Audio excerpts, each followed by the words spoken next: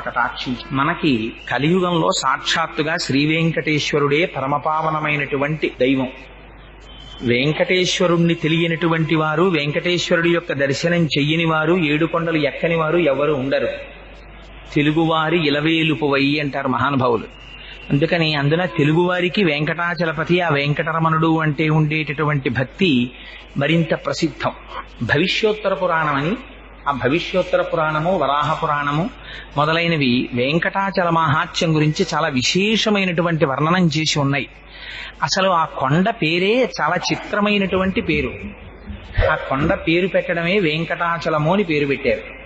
ఎంత ఆశ్చర్యకరమైన విషయం అంటే, అన్నారు అజాయమానో బహుధా విజాయతి. అసలు పరమేశ్వరుడికి జన్మనెత్తవలసిన అవసరం ఎక్కడుంది? ఆయనేం మనలా కర్మ చేసినవాడు కాడు.